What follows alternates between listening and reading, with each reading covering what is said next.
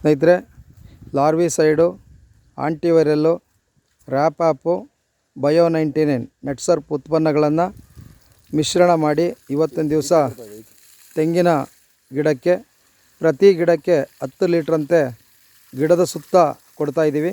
ಕೊಡಬೇಕಾದ್ರೆ ಫಸ್ಟು ತೆಂಗಿನ ಗಿಡಕ್ಕೆ ನಾವು ನೀರನ್ನು ಹಾಯಿಸಿರಬೇಕಾಗತ್ತೆ. ನೀರು ಸಂತೃಪ್ತಿಯಾಗಿ ಇದ್ದಾಗ ಮಾತ್ರ ನಾವು ಇದನ್ನು ಕೊಡಬೇಕಾಗತ್ತೆ. ಈ ರೀತಿ ಪ್ರತಿ ಗಿಡಕ್ಕೆ ನಾವು 1 ಬಿಂದಿಗೆ ಅಂದರೆ 10 ಲೀಟ್ರನ್ನ ನಾವು ಇವತ್ತು ಕೊಡ್ತಾಯಿದ್ರೆ, ಸೊ ನಾನು ಆಲ್ರೆಡಿ ಹೇಳಿದ ಪ್ರಕಾರ ಗಿಡಕ್ಕೆ ಬಂದಿರತಕ್ಕಂಥ ಕಾಂಡ ಕೊರೆಯುವ ರೋಗ ಇರ್ಬೋದು, ಕೊಳೆ ನಾಶಕ ರೋಗ ಇರ್ಬೋದು, ಮತ್ತು ಜೊತೆಯಲ್ಲಿ ರಸ ಸೋರ್ತಕ್ಕಂಥದ್ದು ಇರ್ಬೋದು, ಮತ್ತು ಗಿಡ ಇವತ್ತು ಹರಳು ಕಚ್ಚದೇ ಇರೋದಕ್ಕೆ ಈ ಎಲ್ಲ ರೋಗಗಳು ಕಾರಣವಾಗಿದೆ. ಅದಕ್ಕೋಸ್ಕರ ಇವತ್ತೊಂದು ದಿವಸ ನಾವು ಏನು ನಮ್ಮ ಬಯೋಫಿಟ್ ನಟ್ಸರ್ಪ್ ಉತ್ಪನ್ನಗಳನ್ನು ನಾವು ಇವತ್ತು ನಮ್ಮ ಮುನೇಂದ್ರ ಕುಮಾರ್ ಸರ್ ಅವ್ರ ತೋಟ ಏನು ಮಳವಳ್ಳಿ ಬಂಡೂರಲ್ಲಿದೆ ಆ ತೋಟಕ್ಕೆ ಕೊಡ್ತಾಯಿದ್ದೀವಿ ಸ್ನೇಹಿತರೆ.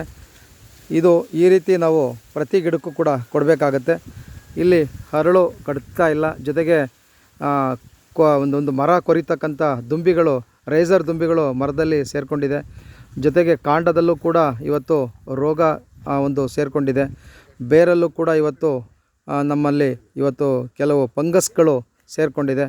ಹಾಗಾಗಿ ಈ ನಮ್ಮ ಉತ್ಪನ್ನಗಳಾದಂಥ ನಮ್ಮ ಬಯೋಫಿಟ್ಟನ್ನು ಈ ಒಂದು ಗಿಡಕ್ಕೆ ಕೊಡ್ತಾಯಿದ್ದೀವಿ.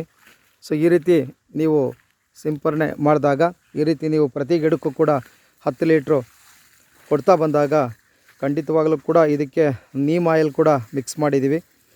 ಸೊ ಈ ಒಂದು ಕಾಂಬಿನೇಷನ್ ಏನಿದೆ ಇದು ನಮ್ಮ ಒಂದು ಮರನ ರಕ್ಷಣೆ ಮಾಡಲಿಕ್ಕೆ, ಅಡಿಕೆ ಇರ್ಬೋದು, ತೆಂಗಿರ್ಬೋದು, ಎಲ್ಲದಕ್ಕೂ ಕೂಡ ಸಾಧ್ಯ ಆಗುತ್ತೆ ಅಂತ ಹೇಳಲಿಕ್ಕೆ ಇಷ್ಟಪಡ್ತೀನಿ. ಥ್ಯಾಂಕ್ ಯು ಸ್ನೇಹಿತರೆ.